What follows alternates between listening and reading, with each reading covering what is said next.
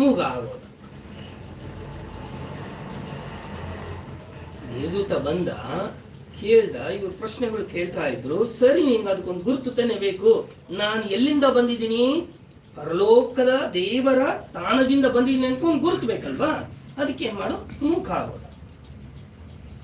ಇವಾಗ ಮೂಕ ಆಗಿ ಅವನ ಕೆಲಸ ಮುಗಿಸ್ಕೊಂಡು ಮನೆಗೆ ಬಂದ. ಮನೆಗಿಂತ ಬರಕ್ಕಿಂತ ಮುಂಚೆ ಇಲ್ಲಿ ಮರಿಯಾಳ ಬಗ್ಗೆ ಸ್ಟೋರಿ ಹೇಳ್ತಾ ಇದ್ನಲ್ಲ, ಈ ಎಲಿಜಬೆತ್ಗೆ ದೇವದೂತರು ಪ್ರತ್ಯಕ್ಷವಾಗಿಲ್ಲ. ದೇವದೂತರು ಪ್ರತ್ಯಕ್ಷವಾಗಿಲ್ಲ. ಆಕೆ ನಾರ್ಮಲ್ ಆಗಿ ದೇವರ ಭಯಭಕ್ತಿಯಲ್ಲಿದ್ದಾರೆ. ಇವ್ರು ಕೆಲಸ ಮುಗಿಸ್ಕೊಂಡು ಮನೆಗೆ ಹೋದ್ರು.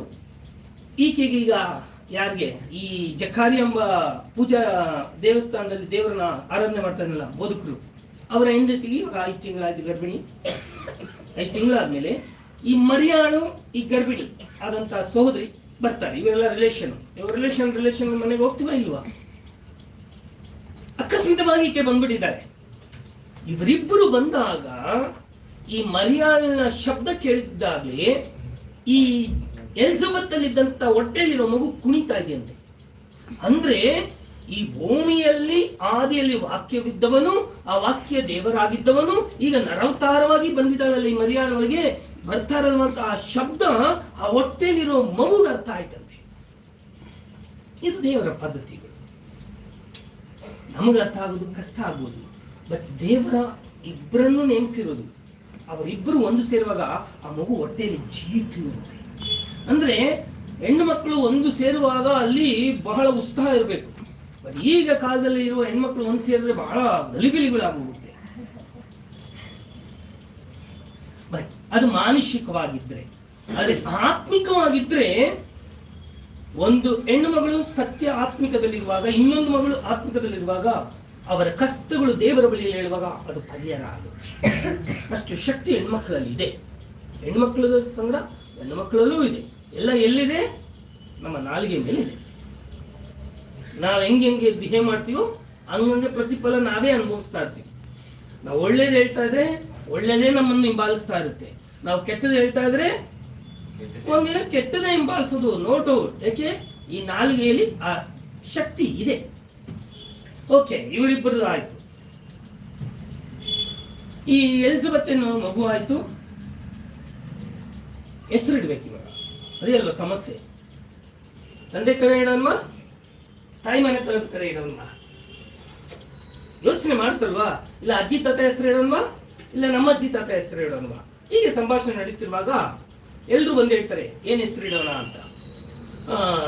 ಈ ಜಕ್ಕಾರಿಯನ್ಗೆ ದೇವರು ಹೇಳಿರ್ತಾರೆ ಇದೇ ಹೆಸರು ಇಡಬೇಕು ಅಂತ. ಇನ್ನು ಹೆಂಡತಿ ಆದ್ಮೇಲೆ ಹೇಳಿರ್ತಾರೆ. ಎಲ್ಲ ನೆರೆಯವರೆಲ್ಲ ಹಿಂಗೆ ಕೂತಿರುವಾಗ ಅವ್ರಿಗೆ ಹೇಳ್ತಾರೆ ಯೋಹಾನ ಎಂತ ಹೆಸರು ಇಡುವಂತ. ಇದು ಯಾವ್ದು ಹೊಸ ಹೆಸರು ಇದೆಯಲ್ಲ, ನಮ್ಮ ಕುಲದಲ್ಲಿ ಈ ಹೆಸರು ಇಲ್ವಲ್ಲ ಅನ್ನುವಾಗ ಅವರ ಯಜಮಾನರನ್ನ ಕೇಳ್ತಾರೆ, ಏನಪ್ಪ ಏನು ಯೋಹಾನ ಅಂತ ಏನ್ ಹೆಸರು ಇಡೋಣ? ಮಾತಾಡಕ್ಕಾಗಲ್ಲ. ಅದಕ್ಕೆ ಹೇಳೋದು ಮಕ್ಕಳೆಲ್ಲ ಚೆನ್ನಾಗಿ ಓದ್ಬೇಕು, ಬರಿಬೇಕು. ಕೆಲವು ಸಂದರ್ಭಗಳಲ್ಲಿ ಮಾತಾಡಕ್ಕಾಗಿಲ್ಲ ಅಂದ್ರೂ ಶಬ್ದಗಳನ್ನ ಬರ್ತೋರ್ಸ ಅರ್ಥ ಮಾಡ್ಕೊಂತಾರಲ್ವಾ? ಓಕೆ, ಆತ ಒಂದು ಅಲ್ಲಿಗೆ ತರಿಸಿ ಬರೆದಂತೆ ಯೋಹಾನ ಅಂತ ಹೆಸರಿದೆ ಅಂತ.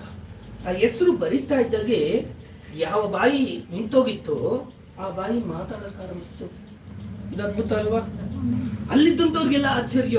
ಪಾಪ, ಈ ಮಗು ಹೆಸರು ಬರ್ದಿದ್ದಕ್ಕೇನೆ ಈ ಮೂಕ ಮನುಷ್ಯ ಮಾತಾಡಕ್ತವನಲ್ಲ.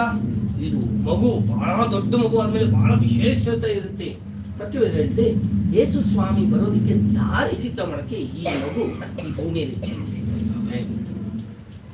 ಇವಾಗ ನಾವೆಂಗೆ ಸತ್ಯವನ್ನು ನಿಮ್ಗೆ ಹೇಳಲಿಕ್ಕೆ ನಮ್ಮನ್ನ ದೇವರು ಸೃಷ್ಟಿ ಮಾಡಿದನು, ಹಾಗೆ ಆ ದಿನ ಯೇಸು ಸ್ವಾಮಿ ಭೂಮಿಯಲ್ಲಿ ಬಂದು ಸತ್ಯವನ್ನು ತಿಳಿಸೋದಕ್ಕಾಗಿ ಈತನ ಮೊದಲು ಸೃಷ್ಟಿ ಮಾಡ.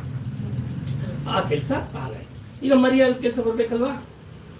ಒಂದು ಮದುವೆ ಆಗ್ದಿರೋ ಒಂದು ಹೆಣ್ಮಗಳು ಮಗು ಇರ್ತಾರಂದ್ರೆ ಆಗಿನ ಪದ್ಧತಿ ಹೇಗಿತ್ತು ಅಂದ್ರೆ ಕಂಬದಲ್ಲಿ ಕಟ್ಟ ಹಾಕಿ ಕಲ್ಲಲ್ಲಿ ಹೊಡೆದು ಸಾಯಿಸ್ಬೇಕು. 1ನೇ ಶತಮಾನದಲ್ಲಿದ್ದಂತ ರೂಲ್ಸ್ ಅದು. ಮೊದಲು ಯಾರು ಹೊಡಿಬೇಕಂದ್ರೆ ಹುಡುಗನೇ ಹೊಡಿಬೇಕಂತೆ. ಅದಕ್ಕೆ ದೇವದೂತರು ಈತನ ಮಂದಿ ಎಚ್ಚರಿಕೆ ಮಾಡಿದ್ದು, ನೀನು ಈ ಸಹೋದರಿಯನ್ನು ಮದುವೆ ಆಗ್ಬೇಕು, ಈಕೆ ಪರಿಶುದ್ಧವುಳ್ಳಂತ ಸ್ತ್ರೀ, ಈಕೆ ಯಾವ ತಪ್ಪು ಮಾಡಲಿಲ್ಲ. ಈಕೆ ದೇವರಿಂದ ಶಕ್ತಿ ಒಂದು